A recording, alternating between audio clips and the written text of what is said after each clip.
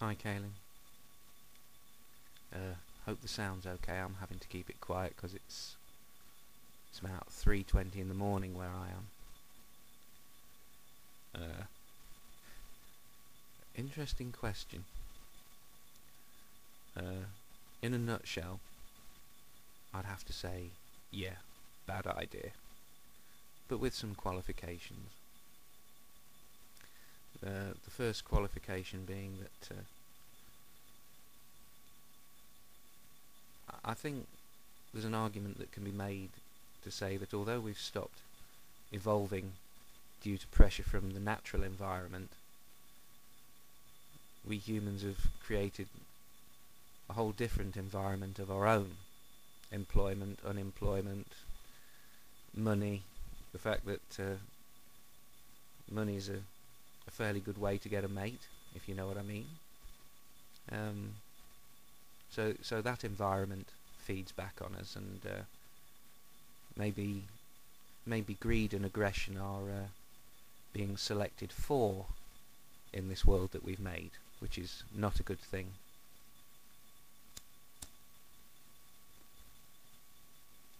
But as you know, the speed at which evolution takes place means that it may not be an irredeemable mistake for thousands of years to come yet, so I wouldn't worry too much about that, especially in the light of the phenomenon of feral children. I'm not sure if you know too much about that. It's kids who, due to some terrible accident, end up being reared by animals. Now, this is okay if the children are rescued within a certain time, but if it goes on for too long, the children don't learn the basic language skills by 6 or 7. They never actually learn the language skills, and they can't communicate very well. Now, the reason I bring up feral children is because even though a child may be taught how to speak by its parents, they probably receive no mental stimulation at a young age. So in the same way that a feral child doesn't learn the vocal language, a child that isn't mentally stimulated by parents who understand the importance of that stimulation, then maybe the child never learns the language of thought. So you don't have a genetically inferior child, and you don't actually have genetically inferior parents. What you have is poorly educated and mentally unrefined. The genes that they've got, I think, just fine. It's just that once they get beyond a certain age, there's nothing you can actually do for that individual, so they'll go through life essentially stupid.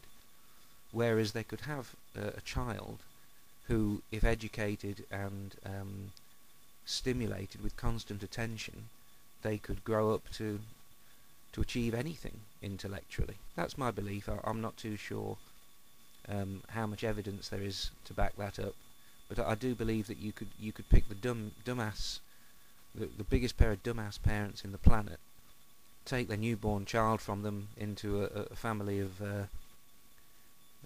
PhD parents, and you'd have a bright kid. That's my thoughts on that particular part of it.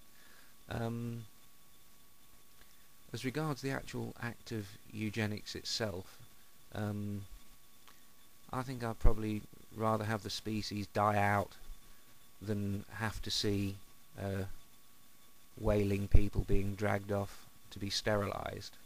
I think I'd rather we all just died out rather than that happen.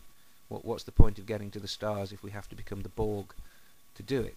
Or if you don't watch Star Trek, just imagine the coldest human being imaginable. That to me wouldn't be a human being. So again, humanity would have failed. Other thoughts on the subject.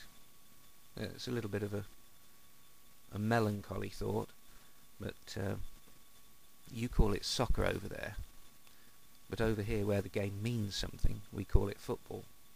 and my local team were once one game away from going up to the higher division, and it was very important, and I travelled 100 miles or so to watch the game, and it meant everything. You know, that the whole universe stopped that day just for that football game. And my team got beaten, and about 10 minutes from the end of the game, maybe 5 minutes from the end of the game, after chewing my nails and feeling my guts tighten and sweating and probably acquiring every line I've got on my forehead, I had an epiphany, a revelation of sorts. And it had been a fair game. No one had been cheating. We had just been outplayed. And it struck me that if we didn't get up to the higher division, in a sense, it was fair.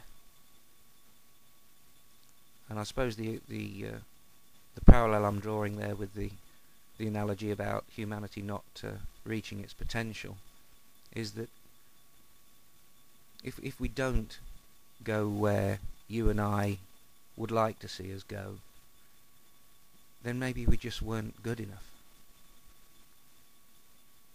And when I thought that during the football game, the pressure fell away. If we're not good enough, then we're not good enough.